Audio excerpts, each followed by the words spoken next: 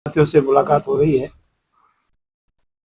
अंग्रेजी संस्कृति का 2024 आज समाप्त हो रहा है और अंग्रेजी संस्कृति का कल नव वर्ष प्रारंभ हो रहा है।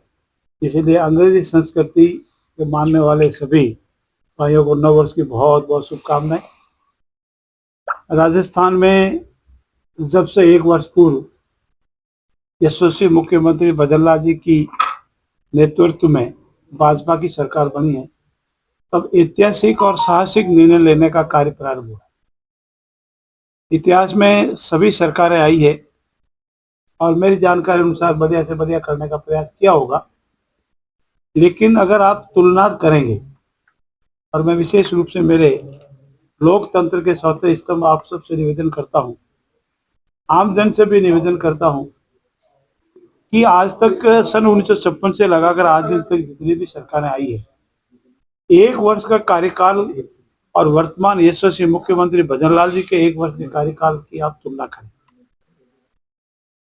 बजट हर सरकारों ने पेश किया है, संवैधानिक बाध्यता है, बजट पेश होते हैं, बजट की क्रियान्विति भी होती है, लेकिन वर्तमान सरकार ने बजट की क्रियान्विति के जो स्टेप लिए, और आज मैं आपके सामने कह रहा हूं कि हमारे इस बजट में जितने भी लैंड अलॉटमेंट थे वो 99% पूरे हो गए और हमारा बजट आया जुलाई में, और मैं आज दिसंबर में आपसे बात कर रहा हूं। आप समझ लें कि 7 या 8 महीने हुए, पूरे के पूरे 99% जमीन अलॉटमेंट के कार्य पूर्ण हो गए और आने वाली 10 तारीख तक सारे के सारे एफएस वित्तीय स्वीकृतता सब कार्यों की जारी हो जाएगी और इस मलमास समाप्त होने के उपरांत करीब 25,000 करोड़ के कार्यों का शिलान्यास होगा और इस मलमास समाप्ति के उपरांत हम 10,000 से अधिक और हमारे बेरोजगार नौजवानों को रोजगार का मेला लगा रहे हैं। आज तक हमने 47,000 को नियुक्ति पत्र दे चुके, नौकरी ज्वाइन कर चुके और अपने अपने परिवार को पाल रहे, और 10,000 हमारा जब से बजट हुआ उससे एक वर्ष, जब हमने जुलाई में घोषणा की है, और आने वाली जुलाई से पहले पहले हम 1 लाख बेरोजगारों को रोजगार देंगे। और जैसा हमारा संकल्प है 5 वर्ष में 4 लाख, तो 3 लाख और बेरोजगारों को नौकरी देंगे। और पहले हमारा संकल्प था कि 7 लाख बेरोजगार नौजवानों के लिए रोजगार के अवसर उपलब्ध करेंगे। अब हमने उसका टारगेट बढ़ा के 10 लाख कर दिया और 10 लाख बेरोजगार नौजवानों को रोजगार के अवसर उपलब्ध कराएंगे। मेरे लिए विशेष महत्व का विषय है। मैं राजस्थान की सरकार को तहे दिल से धन्यवाद देता हूं कि जिलों के पुनर्सीमांकन जो हुआ, डिलिमिटेशन जो हुआ, उसमें मेरी लूणी विधानसभा क्षेत्र को जोधपुर ग्रामीण में डाला और जोधपुर ग्रामीण का पूरा एरिया जो है जोधपुर शहर के 120 किलोमीटर दूर बन रहा था। मैंने इस संबंध में तत्कालीन समय में माननीय राजस्थान उच्च न्यायालय में रिट याचिका भी प्रस्तुत की थी।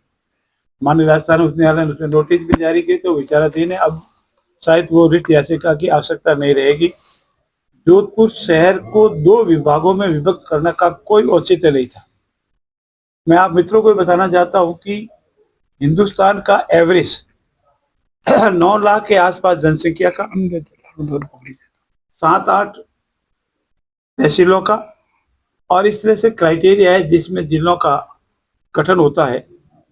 हिंदुस्तान की स्थापना 1956 में हुई और तत्कालीन समय में 26 जिले थे और 2023 तक इन 67 ईयर्स में 7 जिले बने और पूर्ववर्ती कांग्रेस सरकार ने बिना किसी औचित्य के आनन फानन में, और 2023 तक इन 67 ईयर्स में 7 जिले बने और पूर्ववर्ती कांग्रेस सरकार ने बिना किसी औचित्य के आनन फानन में आचार संहिता लगने से कुछ समय पहले 17 जिलों का बिना किसी औचित्य के गठन किया। वो औचित्य किस तरह से है?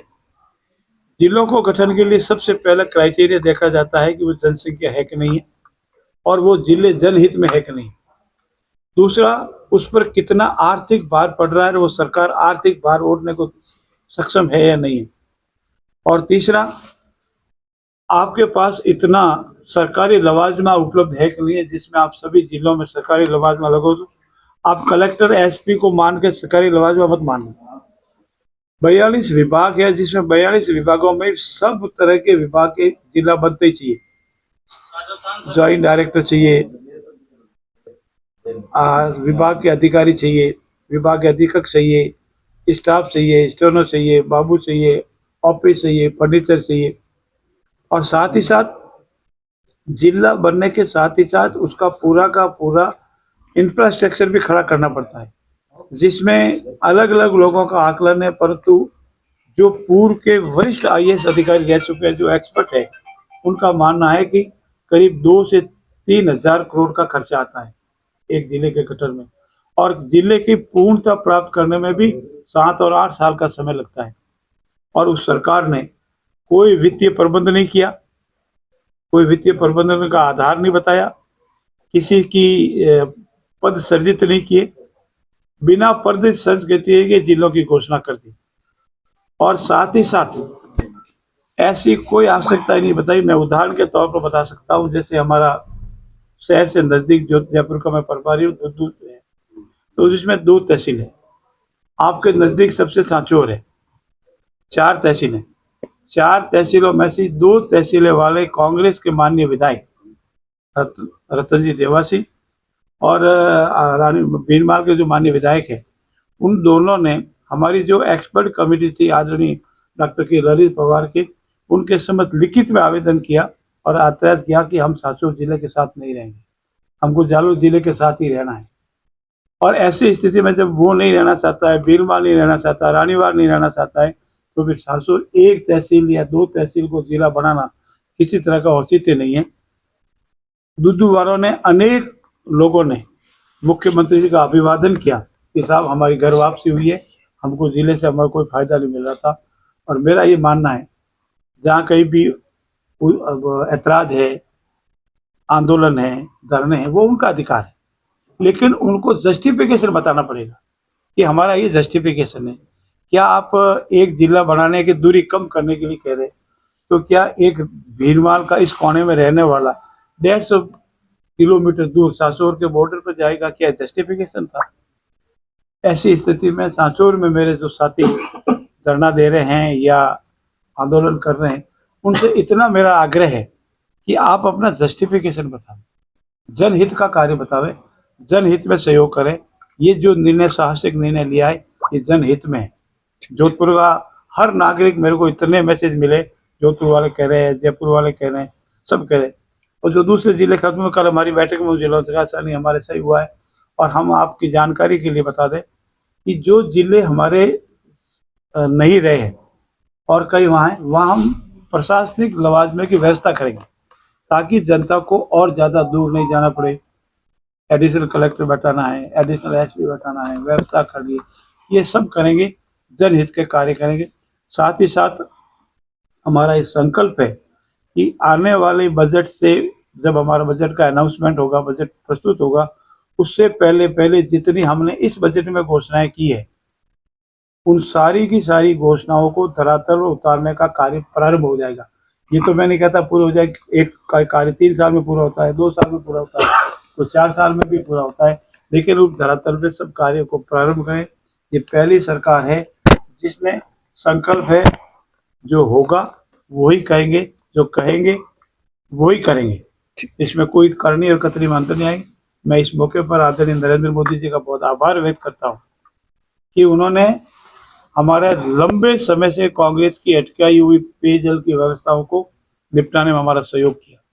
ERCP हो, गंगा जल समझौता हो, यमुना जल समझौता हो, और जितने हमारे 3 जो विवाद थे उनको निपटा दिया। और हमारे पश्चिमी राजस्थान में जिस तरह से पेयजल की समस्या का 3rd फेज चल रहा है, उसको भी शीघ्र पूरा करने का सरकार ने पूरा संकल्प लिया है।